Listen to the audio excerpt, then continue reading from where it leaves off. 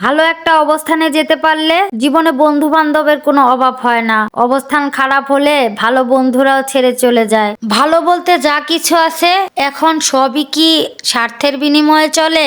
হ্যাঁ, ঠিক তাই। স্বার্থ ছাড়া মানুষ এক পাও আগায় না। আসসালামু আলাইকুম, সবাই কেমন আছেন? আলহামদুলিল্লাহ, আমি অনেক ভালো আছি। আজকের ব্লগটাও সকাল থেকেই শুরু করেছি। সকালবেলা আগে ছেলেকে স্কুলে পাঠিয়ে তারপর আবার ওর বাবার নাস্তাটা রেডি করে দিয়েছি। পরে আবার এই যে ছাদে এসেছি, ছাদে এসে দেখি ভাইস্তার মুরগি বাচ্চা সব কি সুন্দর খাচ্ছে। আসলে মূলত ছাদে আসার কারণ হচ্ছে এই যে এক গাঁটটি কাপড় ভিজিয়েছি রোদের মুখ দেখে, এখন এগুলো ধুবো। পরে কাপড় চোপড় ধুয়ে নিচে এসে পড়েছি, কাটা বাসায় বসে পড়েছি। আসলে কাটা বাসা করাটাই একটা ঝামেলার কাজ। এই কাটা বাসা যত তাড়াতাড়ি করা যায় রান্না বাড়া কিন্তু তত তাড়াতাড়ি হয়ে যায়। আর এটা বলেন তো কি আপুরা, এটা হচ্ছে চাল কুমড়া। আসলে এটা নাকি হাইব্রিড।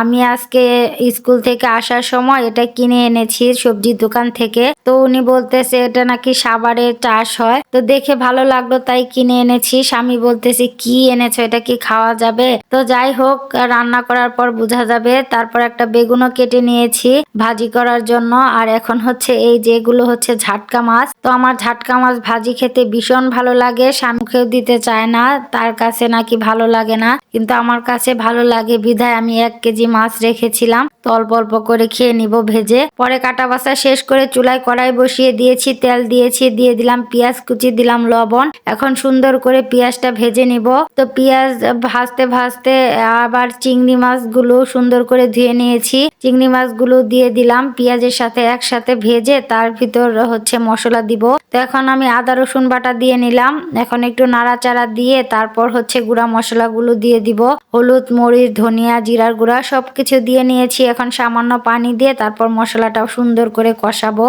আসলে চিংড়ি মাছ আমার ছেলের যে কি পছন্দ মানে বলার নেই। ও তো ওর জন্যই হচ্ছে বেশি করে চিংড়ি মাছ আনা হয়। তো একটু একটু করে রাখি যাতে শুধু ওই খেতে পারে। মাঝে মধ্যে আমরাও সবজি টবজি দিয়ে রান্না করি। তো যাই হোক, চাল কুমড়াও দিয়ে দিলাম সুন্দর করে মাছটা কষিয়ে। এখন হচ্ছে সুন্দর করে নাড়াচাড়া দিয়ে ঢাকনা দিয়ে ঢেকে কষিয়ে নিয়েছি। তারপর হচ্ছে ঝোলের পানিটাও দিয়ে দিলাম। আর এদিকে হচ্ছে ফ্রাই প্যান বসিয়ে দিয়েছি বেগুনের বড়া ভাজার জন্য। তো একে একে বেগুনের বড়াগুলো দিয়ে নিচ্ছি। আজকের বেগুনটা অনেক বড় ছিল আমার ফ্রাই প্যানে, একটা বেগুনি আটতেছে না। তো জোর জবরদস্তি করে দেখা যাক কি হয়, আটানো যায় নাকি। তো শেষমেশ হচ্ছে আমি সবগুলো দিতে পেরেছি। এখন উল্টিয়ে পাল্টিয়ে নিচ্ছি আর ঢাকনা দিয়ে ঢেকে দিয়ে তাড়াতাড়ি ভেজে নিব। তো একটু লবণও চেক করে নিচ্ছিলাম তরকারিটা নামিয়ে ফেলেছি, বেগুনের বড়াও হয়ে গেছে। আর ওই তেলের ভিতরে আমি এখন মাছগুলো দিয়ে দিলাম। এখন সুন্দর করে মাছগুলো একদম আস্তে আস্তে জাল দিয়ে তারপর একদম মচমচা করে ভেজে নিব। মচমচা করলে ঝাটকা মাছ ভাজলে আমার যে কি মজা লাগে, মনে হয় এমনি খেয়ে ফেলি। তো আমি সবগুলো মাছ খাবো। যাই হোক, রান্না বাড়া শেষ করে তারপর খেতেও বসে গেছি। আলহামদুলিল্লাহ সব মাছ সাবার করতেছি। তো রাতের বেলা স্বামীর জন্য খেজুরের গুড় দিয়ে একটু পায়েস রান্না করতেছিলাম।